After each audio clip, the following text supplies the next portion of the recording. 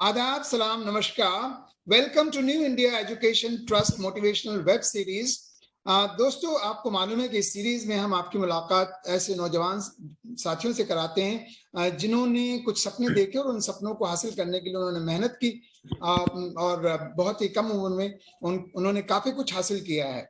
आज के हमारे खास मेहमान हैं एक नौजवान हिशाम मोइजुद्दीन, जो कि इस वक्त शिकागो में हैं, United states of America, university of Illinois college of education.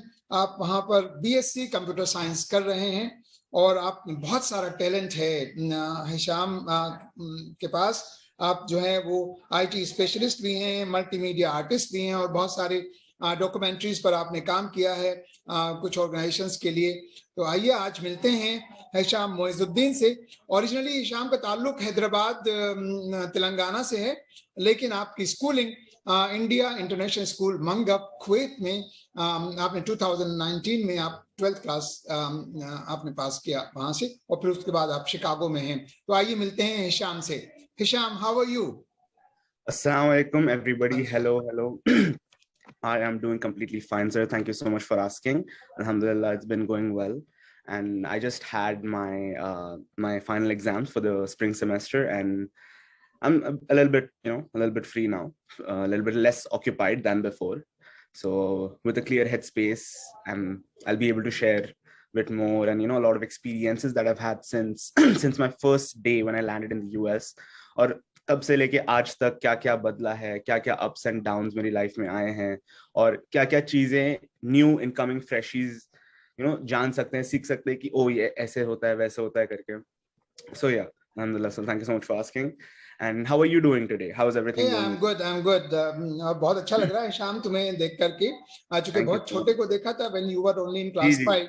तो जिन लोगों को ये नहीं पता है, जो भी व्यूअर्स देख रहे हैं, मैं ये बताना चाहूंगा सबके सामने कि अनीस अहमद सर ने मेरा एलकेजी में इंटरव्यू लिया था स्कूल के लिए जब मैं इंडिया इंटरनेशनल स्कूल में था. तो he was the principal back there then, and then since then my parents and sir have been constantly in touch वगैरह. And then when I reached my 5th standard, which was in 2010, that's when sir had quit his journey with India International School and then proceeded further. But बहुत अच्छा लग रहा है अभी.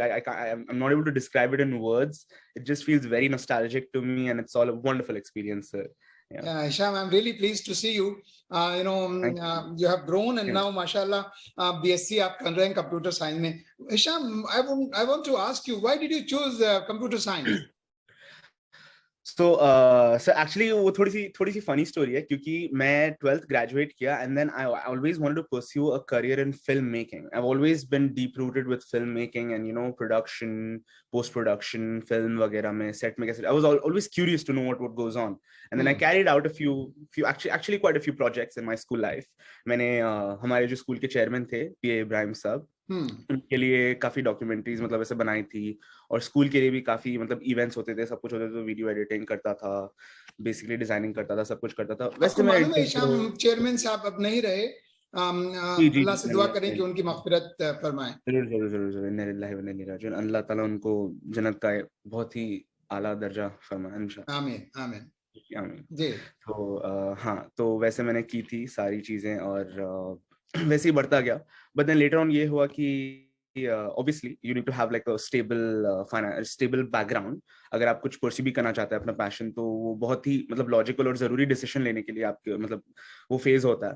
तो 12th के बाद मैंने ये रियलाइज किया कि मतलब फिजिक्स, केमिस्ट्री, मैथ वगैरह ये सब में मेरा उतना इंटरेस्ट नहीं है जितना कि मेरा कंप्यूटर साइंस में इंटरेस्ट है. भले ही उतना ज्यादा पैशनेट ना हूं मैं, बट वो वही एक चीज है ऐसी कंप्यूटर साइंस जो मैं सबसे बेहतर कर सकता हूँ बाकी as compare to physics, chemistry, math और कॉमर्स और एनी फील्ड. तो वैसे मैंने शॉर्टलिस्ट किया कि मतलब सारे इंजीनियरिंग डिग्री, सारे इतने सारे कोर्सेज ये तो मुझसे नहीं होंगे, चलो कंप्यूटर साइंस तो हो जाएगा. तो ऐसे करके मैंने शॉर्टलिस्ट किया और ऐसे I got into computer science and then began my journey with the bachelors. That's really great. आप बहुत कुछ करते रहे, आपने डॉक्यूमेंट्रीज भी बनाई, you wanted to go in film line, और अभी आप मल्टीमीडिया आर्टिस्ट भी आप रहे है ना. तो ये सब कुछ कैसे करते थे? स्कूल के जमाने में कर रहे थे ये सब जब स्कूल में पढ़ रहे थे? जमाने में हाँ जी बिल्कुल. तो ये हुआ यूं कि मैं काफी ऐसे यूट्यूब पे वगैरह सोशल मीडिया पे एक्टिव रहता था और काफी काफी ऐसे मजाकिया जोक्स, ऐसे वाइन्स, मीम शेयर करता था और काफी इंटरेस्ट लिया मैंने ऐसे फील्ड में।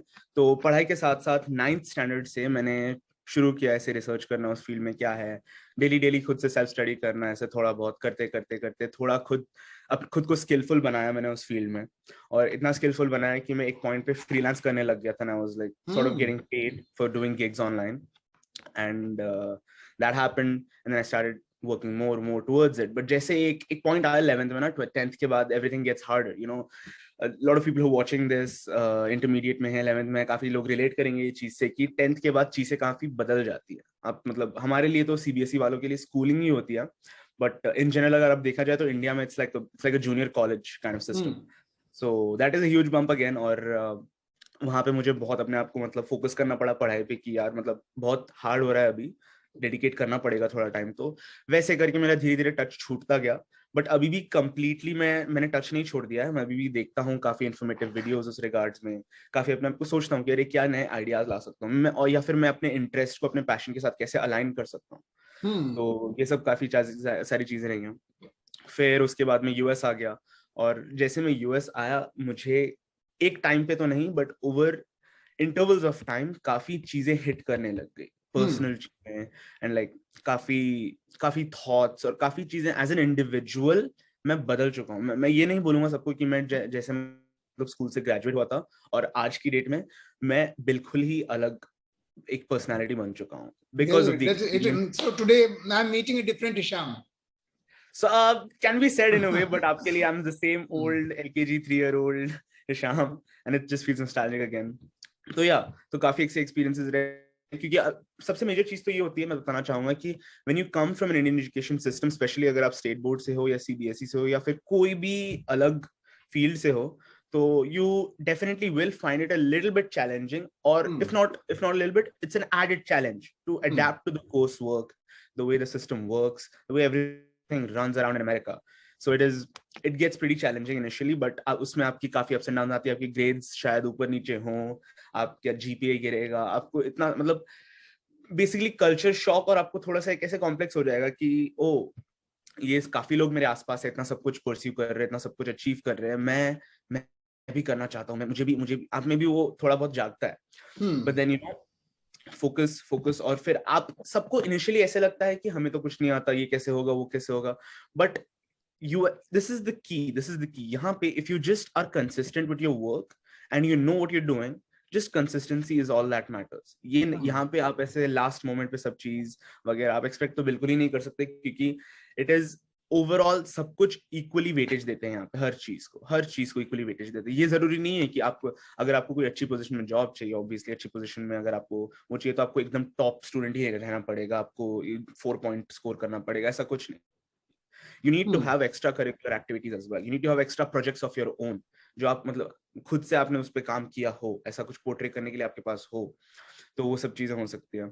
हिशाम, आप स्टूडेंट के जमाने में आप बहुत कुछ करते रहे हैं, आपने कहा कि आप सोशल मीडिया पे बहुत एक्टिव रहते थे और वो सब कुछ आप करते रहे। अभी आपका ये 3rd ईयर है ग्रेजुएशन में। जी। Still one more year has to go. So where do you see actually, what is your dream? What do you want to do? Where do you want to go? Honestly, once I graduate, I do not look for any मतलब ऐसे कि मैं masters करने jump करता हूँ। मुझे मेरा M तो मेरा एक ये चीज है कि मैं फर्दर स्टडीज इमीडिएटली कंटिन्यू नहीं करूंगा। My aim is to gain some practical hand experience, भले वो कॉर्पोरेट एक्सपीरियंस हो या किसी भी फील्ड में हो, मुझे एक्सपीरियंस गेन करना है। और लाइफ में मेरा एक ये पॉइंट बन चुका है कि कहीं ना कहीं खुद के लिए करना है। I just don't want to be a 9 to 5 corporate guy for the rest of my life.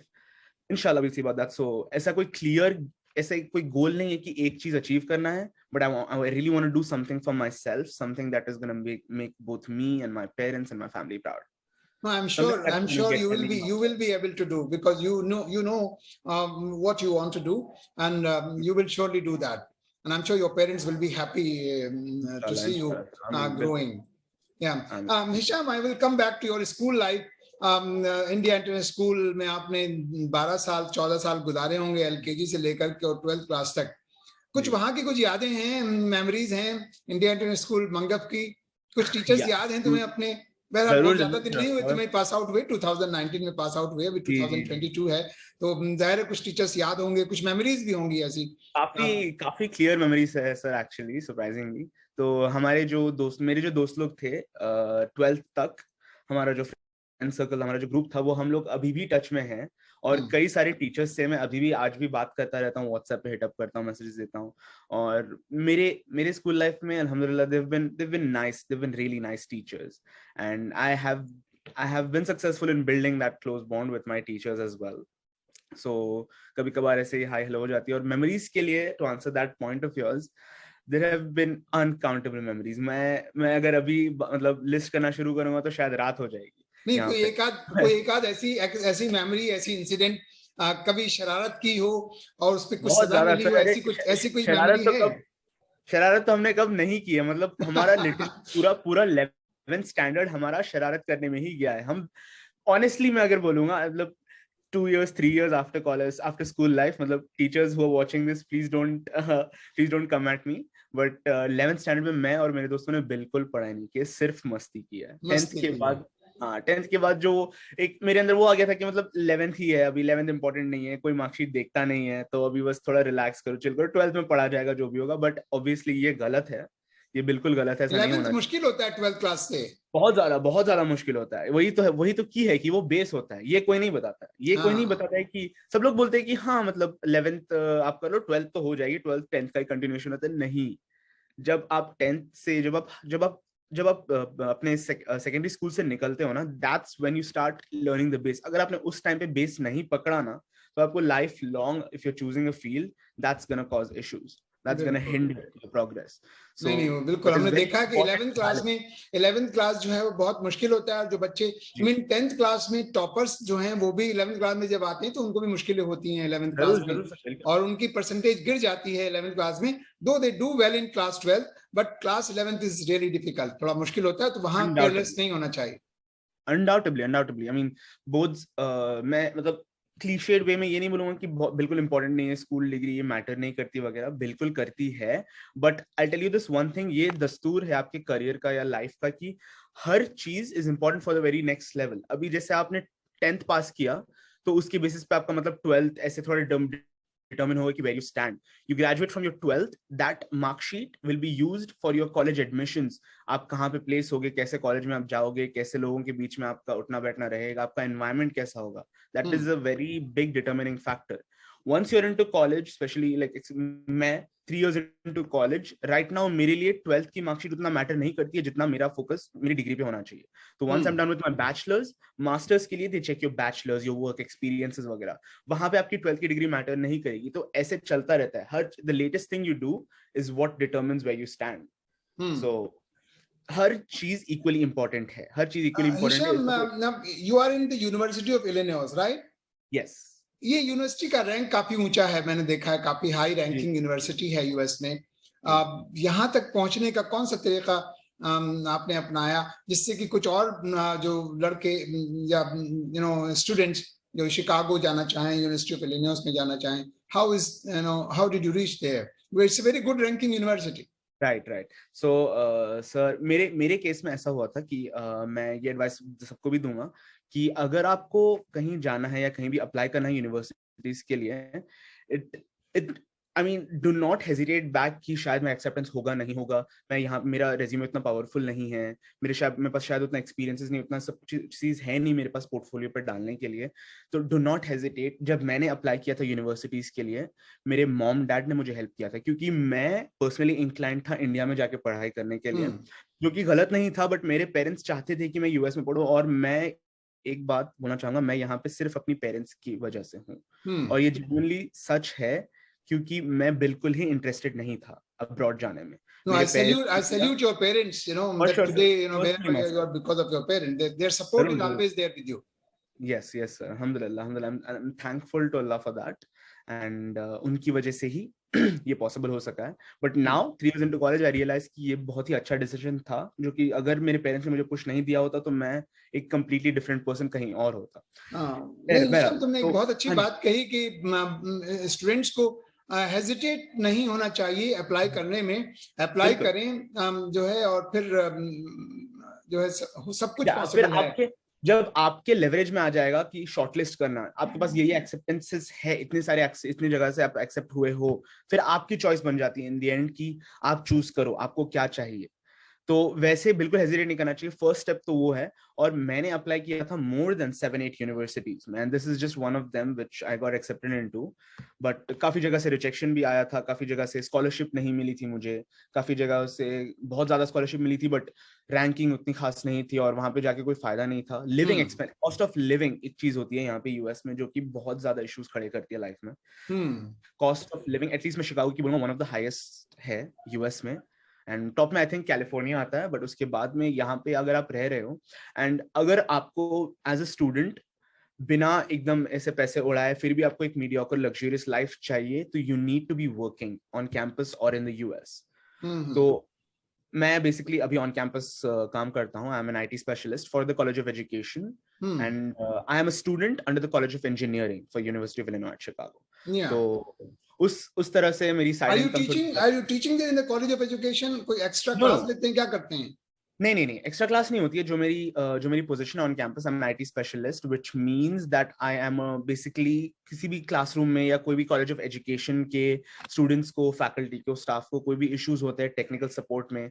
कई ऐसे लोग होते हैं जिनको मतलब सॉफ्टवेयर इश्यूज होते हैं, उनको यूज करना नहीं आता है नए software. So basically I am a part of the tech support team for the entire college of education who have, and you are paid for that? Yes, I'm paid for that. So that is basically an on-campus job, which is another benefit for international students who come to the US as freshers. So that's really great. Like, yes, they give you opportunities. तो basically हमारे जितने भी दोस्त हैं मेरे यहाँ पे, सब लोग की कहीं ना कहीं तो ऑन कैंपस जॉब लगी हुई है। कई लोग ऐसे टीचिंग असिस्टेंट्स हैं जो स्टूडेंट्स के डाउट क्लियरेंस में हेल्प करते हैं, और काफी चीजों में से प्रोफेसर के असिस्टेंट्स होते हैं, और रिसर्च पोजीशंस काफी ज्यादा हैं। आप रिसर्च में जा सकते हो अगर आपको इंटरेस्ट है। But how does the university decide, that this student is capable of getting the job? There is an equal opportunity given to all. There are platforms जैसे LinkedIn करके हमारे पास एक होता है, और सबके लिए होता है वो तो, बट हमारे यूनिवर्सिटीज के सिस्टम्स के लिए हैंडशेक करके एक वेबसाइट होती है जहां पे आपको ऑन कैंपस जॉब्स की लिस्टिंग दिखेगी। तो आप अपने रेज्यूमे बनाओ, आपका पोर्टफोलियो बिल्ड करो, आप अप्लाई करो। अगर if they find you worth enough they will hire you, and अगर नहीं तो एक ऐसी चीज है कि by the time you graduate you will definitely have at least one campus job. that is there for sure. तो सबके लिए equal opportunities हैं। That's really a good help for the students, especially for international students. Definitely, especially for international students. और ये तो सिर्फ मैं आपको बैचलर्स का बता रहा हूँ, अंडर ग्रेजुएट का भले ही हम मिनिमम वेज से थोड़ा ऊपर आवरली वेज पे काम करते हो, बट ग्रेजुएट स्टूडेंट्स के लिए इतना बेनिफिट है कि उनकी सारी डिग्री लिटरली यूनिवर्सिटी फंडेड हो सकती है। तो इंटरनेशनल स्टूडेंट्स मेरे पर्सनली इतने सारे दोस्त हैं जो ग्रेजुएशन कर रहे हैं, मास्टर्स की डिग्री के लिए आए हैं UIC, and they have jobs where the department where they work is funding for their fees plus paying them their salary and benefits. So that is a really added, बहुत help करते हैं students के लिए। अगर आप they must be getting a kind of free education. Yes, exactly, free masters हो रहा है उनका। I mean, आप जितना भी लॉन्ग स्ट्रेच करो तो यूनिवर्सिटी ही फंड करने वाली है, प्लस आपको सैलरी मिल रही है आपके जॉब के लिए। तो आपका घर का, रेंट का, खाने का सारा खर्चा उसमें कवर हो जाता है। यूनिवर्सिटी तो वैसे भी फ्री है। There are a lot of opportunities that are there, जिसकी मतलब घबराने की कोई जरूरत ही नहीं। Hisham, we are toward the end of our conversation. In our discussion, I would like you to give some piece of advice, especially to the students in India. जो India में जो स्टूडेंट्स हैं जो चाहते हैं कि यूएस वगैरह में जाएं हायर एजुकेशन के लिए, उनके लिए कोई आपके पास do you have some advice for them or any suggestion for them? जी सर, बिल्कुल। तो ये बात मैंने पहले भी कही थी आपकी ये मीटिंग में, एंड मैं एक और बात दोहराऊंगा जो कि मेरे लिए बहुत इंपॉर्टेंस रखती है कि घबराओ बिल्कुल मत। Just keep doing what you are doing, and अगर आपको पता है कि आप थोड़े लूज एंड्स छोड़ रहे हो तो वो फिक्स करने का ट्राई करो। कई दफा हम कोई एक गोल को लेके आगे बढ़ते रहते हैं और कई लूज एंड्स छोड़ देते हैं बीच में कि अरे हाँ इससे कुछ नहीं होगा, उससे कुछ। हर चीज को सीरियसली लो, ज्यादा लोड मत लो, बट आराम से करते जाओ। Just be consistent, focusing on your goal, keep doing it, and when it comes to like when you have to apply for jobs, universities, any positions, just keep doing it. मैं literally एक spree पे जाता हूँ, एक बार में 150 जगह पे apply कर देता हूँ, जेन्युइनली, लिटरली। एंड कहीं ना कहीं तो 150 जगह में से कहीं 5-10 जगह से आपको रिस्पॉन्स आएगा। उन 5-10 में से आपको 5 या 6 इंटरव्यू मिलेंगे। उन 5-6 में से 2-3 को आप पसंद आओगे तो आप वैसे प्रोबेबिलिटी बढ़ा रहेगा। तो Correct. ये एक मैसेज है कि कोई भी पड़ाव हो लाइफ का, प्लीज घबराओ बिल्कुल नहीं, keep going with what you are doing and you will be good. You will have something. That's a wonderful message, Hisham, and I'm sure those who will listen to us, they will follow your advice. और घबराना बिल्कुल नहीं है, काम करना है, मेहनत करनी है और 10 जगह अप्लाई कीजिए, 2 जगह से रिस्पॉन्स जरूर आएगा और वो जरूर कामयाब होंगे। बहुत बहुत शुक्रिया हिशाम बात करने का। हमें उम्मीद है कि आपकी बात सुनकर, आपको देखकर, आपकी हमारी ये गुफ्तगू सुनकर बहुत सारे बच्चे जो इंस्पायर होंगे and they will also do well in their life. Thank you Hisham to spare your time for us. For sure, sir. Thank you so much. It was a pleasure. It was a pleasure talking with you.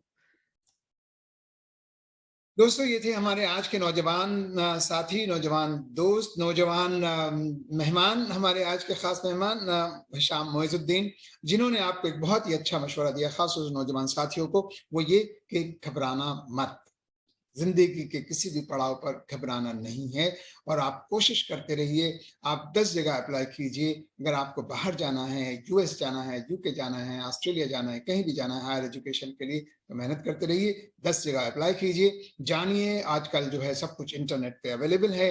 आपको universities के बारे में जो जानकारी लेनी है, कौन सी university का क्या रैंक है, और आप वहाँ अप्लाई जरूर करें। और आपने देखा कि हिशाम ने बताया कि वहाँ बहुत सारी अपॉर्चुनिटीज हैं स्टूडेंट्स के लिए, इंटरनेशनल स्टूडेंट्स के लिए।